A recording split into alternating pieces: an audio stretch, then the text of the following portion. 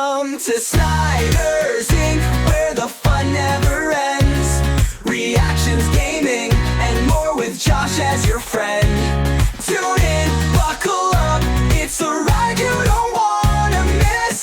Snyder's Inc., let's dive in, feel the ultimate bliss. Hello everybody, welcome to Snyder's Inc. and today we're gonna go back to the wrestling reactions, and this is 10 greatest WWE United States Championship matches ever. Let me know what you think in the comments.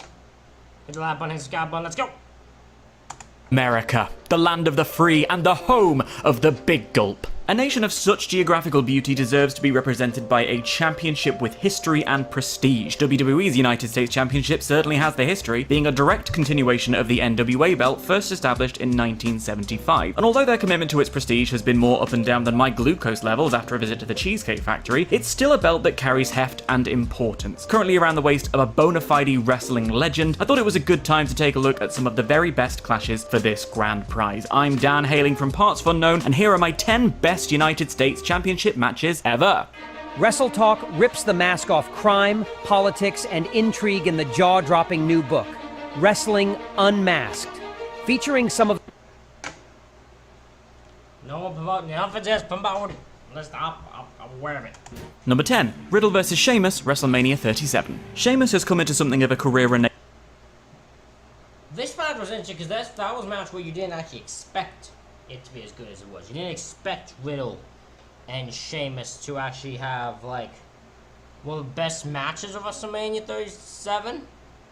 You wouldn't expect it, but they did. But that's what makes them those two things. So you will underestimate them, but then they can just pull a banger after banger after banger after banger after banger, and so on. That will make Sheamus one of the best ever.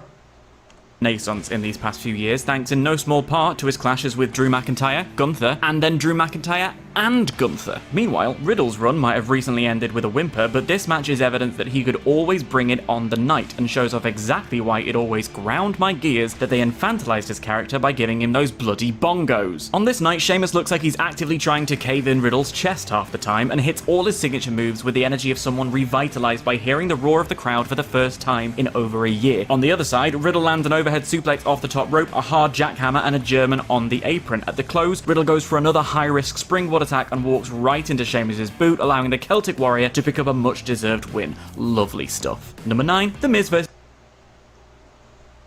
That was the thing, when Sheamus won that title, I celebrated like a piss horse. That's not how the word is, but you know what I mean. I jumped for freaking joy. I was so happy for Sheamus to win that. Man deserved that after the bangers he was putting on in 2020. This is Daniel Bryan, Night of Champions 2010. The Miz agenda continues. As Bryan Danielson's career allegedly winds down, when you tell his story, Miz will have to be considered one of his greatest rivals. Tell me when I'm telling lies. And this is the perfect convergence of face and heel performances from two students of the game whose careers and approaches couldn't be more different. Miz is working in a tempo people hadn't really seen from him at this point, showing his brilliant heel instincts by working over Bryan's arm and mugging to the crowd, taking Bryan's submission away and locking in many of his own, trying to humiliate his opponent. Meanwhile, even heel Michael Cole on commentary can't spoil the parade, despite being directed to bury Bryan at every opportunity. It ends up working in the match's favor. Every time Cole says Bryan's career to this point doesn't matter, Bryan pulls something out of the bag to show you that his career to this point has made him one of the best on the planet. And when Bryan finally does lock in his finish and Miz meekly taps out, the crowd are on their feet. Number 8, Ric Flair vs. Eddie Guerrero, Hog Wild. I'd have to watch that match, but I have to watch that match back again. I don't remember anything about Sheamus, well, not Sheamus, Dan Bryan versus Miz from that Champions 2010. I haven't watched that match in so long. It's hard to watch 2010, 2011. Michael Cole, oh God, it's hard to do. I can't, it's really hard to do. 1996. I don't know what it is, but I know definitely this is a match I have not watched before. little bit obsessed with Hog Wild. I think it might just be the fact that Eric Bischoff said, I really like bikes that go vroom, and decamped the entire company to a field for the afternoon. And I love an outdoor pay-per-view. There's something about the sky changing colour over the course of the show that makes it feel like an event with a capital E. And the sun is setting during this match, giving it an extra quality. Not that it needed much help, it's Ric Flair and Eddie Guerrero for crying out loud, and there's only a handful of matches with these two on opposite sides of the ring to choose from. The work is crisp, the flow between moves is smooth, and the character work from both is brilliantly measured, with Eddie managing to get payback through the match match for Rick's dastardly tactics. But it's the X factor of woman on the outside that I love. There's a contrast between Flair's white hair and shining robe with woman's hooded stare and raven locks that just makes them a magnetic pairing. So when woman gets involved to give Flair's figure 4 extra leverage, it's a very satisfying conclusion. Number 7, Ricky Steamboat vs Steve Austin, Bash at the Beach, 1994. There's a reason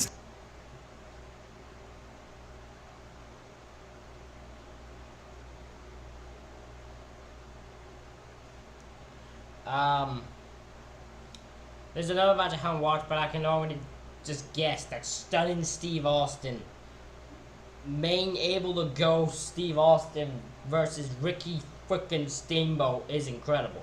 I don't need to put much efforts to figure that one out.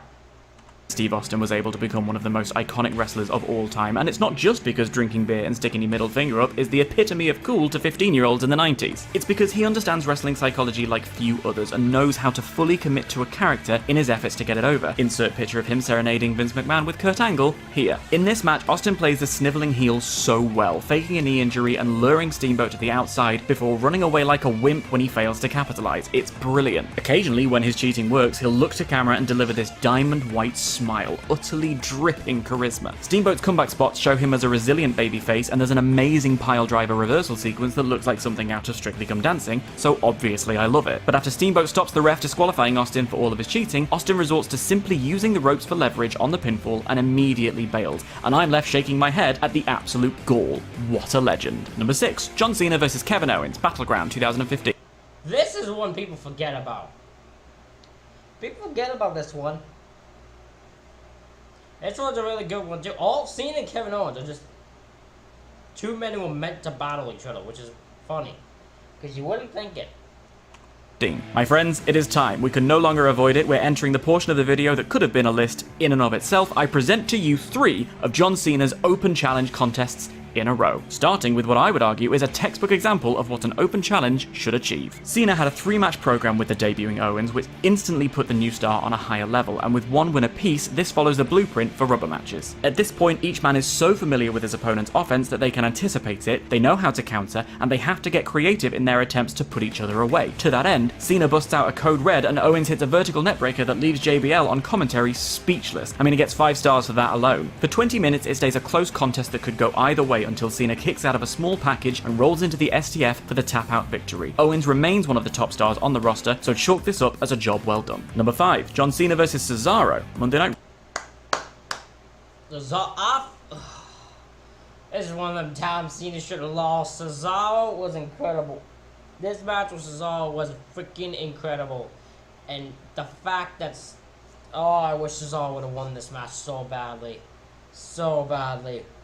Raw 2015. Cesaro is just a specimen, isn't he? Yes. And this match is a showcase of his strength from the moment he dips into a squat, holding Cena aloft in a perfect vertical suplex. Cesaro matches everything Cena is able to throw at him and overpowers the champ on multiple occasions. The reliably hot Chicago crowd will the pair on, and they're not afraid to slow things down as the match turns into a submission chain, sharpshooter, into crossface, into an STF, until Cesaro somehow muscles into an upright position and reverses that STF into a deadlift vertical suplex. The near falls start coming thick and fast. On commentary, Saxton describes it as sudden death, one big move for either man and it's over, and on this occasion it's an avalanche AA that just puts Cena over. While Cesaro never managed to fully break into the main event scene in WWE, it wasn't through lack of talent or connection with the fans, and this match shows exactly why he's such a valuable asset wherever he goes. Number 4, John Cena vs Seth Rollins, SummerSlam 2015. I'm conflicted on this one. This match I know people up dig and they love his Seth's attire, but to me, this match kind of fails at a thing. The finish, for some reason, well, fun for everyone else, doesn't do. Kind of ruins it for me. This is a winner-take-all clash with Rollins' WWE Championship also on the line, and for my money, it's the best way to close out this fantastic open challenge run. I love everything about this match. Seth's white gear, which just elevates everything. The action is crisp and smooth, some basic stuff done right, signature moves traded back and forth, and a few intricate high spots executed to sheer perfection. Big Match John by name, Big Match John by nature. It all builds to a classic bit of WWE drama, a few high-risk top rope moves in a row, the Falcon Arrow, near fall, through to a flip, a ref bump, and an AA MTTA, and the crowd are on their feet thinking we're about to witness history as Cena equals Ric Flair's record as a 16-time world champ, and then Jon Stewart comes out and turns heel on Cena, and yes, somehow even that works for me. Possibly because now I can't see the man without hearing Michael Cole's incredulous "Jon Stewart!" objective nonsense, and for some, a bit of a shark jump, and I fully acknowledge that. But what can I say? The heart wants what it wants. Number 3, Zack Ryder vs Dolph Ziggler, TLC 2011. This one's funny because this is an example. Zack Ryder vs Dolph Ziggler is an example of when fans want something, and WWE does not. And WWE will do anything to be like, please don't want this, no, we don't want to do this, we don't do this, and then they're just like, fine, we'll book Zack Ryder, you happy? He's gotta be abolished, it's your fault. Can I say? The heart wants what it wants. Number 3, Zack Ryder vs Dolph Ziggler, TLC 2011. This match was the culmination of a nearly year-long, utterly organic story that saw Zack Ryder, unsatisfied by the way he was being used on TV, start something of a revolution with the fanbase using the then nascent tool of social media. Forcing his way onto the cards, the fanbase got behind him so much that when he wasn't booked on Survivor Series, We Want Ryder chants hijacked the entire show. So it's almost like these two workhorses are sailing on a wave of energy as they hit each other with some brilliant offense. There's a vicious DDT on the apron from Ziggler that even I felt. Dolph in particular looks like he's having the time of his life in full show-off mode, and when Ryder gets his comeback spot, the crowd kick into another gear before exploding as Vicky Guerrero is ejected from ringside. The near falls get very near indeed, and when Zack hits the Rough Rider and the noise is deafening, a win for the crowd as much as for the man himself. Wrestling is theatre, and this is a brilliant example of it. Number 2, Eddie Guerrero vs Chris Benoit, Vengeance 2. I mean, how could these two have a bad match? Say what you want about Chris Benoit now. I have kept that opinion of it to myself for the most part. Eddie Guerrero, though, and Chris Benoit cannot have a bad match. They cannot have a bad match. Any match they have. Because even One Night Stand 05, where something's just off with it, it's still good. It's still good. They can't have a bad match. These two are incapable of it. So give them a bunch of time for the established U.S. champion, determine the first ever WWE United States champion. What are you gonna get? Greatness.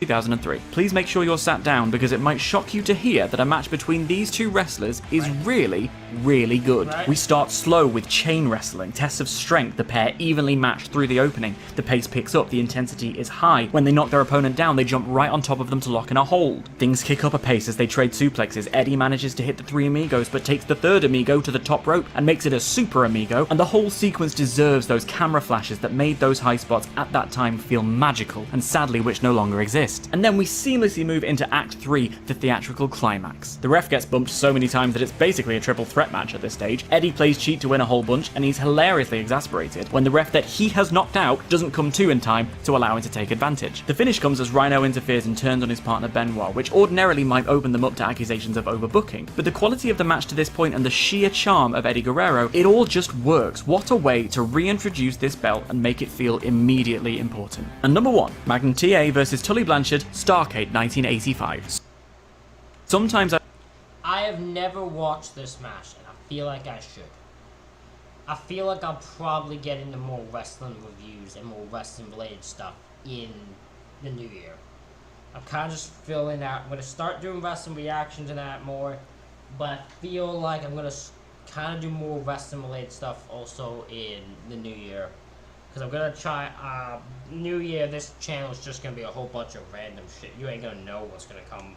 There's always going to be reactions, but there's just, I'm going to start doing random other stuff too. I've heard stories of how seriously audiences used to take wrestling, and I've often wondered how they ever believed that this was anything other than scripted entertainment. Well, this match is the answer. This is an all-out, bare-knuckle brawl. These two men hate each other, and they're trapped in a cage for what will become one of the most iconic I Quit matches of all time. At the outset, the crowd are incredibly vocal, but as the brutality steps up, a hush descends. And when they're not using the mic as a weapon, they're holding it to each other's mouths to capture the agonized screaming. It's tense, it's uncomfortable, and Baby Doll outside of the ring in the corner of Blanchard is crucial to its success, with the camera cutting regularly to her, clutching her face as Magnum TA scratches and claws at the open wounds of her charge. A broken chair is launched into the ring, and it looks like Blanchard wants to gauge his opponent's eye out in something that wouldn't look out of place in a horror movie, but Magnum manages to get the upper hand and drives it into Blanchard's skull, so when the villain screams that he's given up, honestly, you don't blame him. An iconic match on an iconic show for an iconic belt. And that's our list.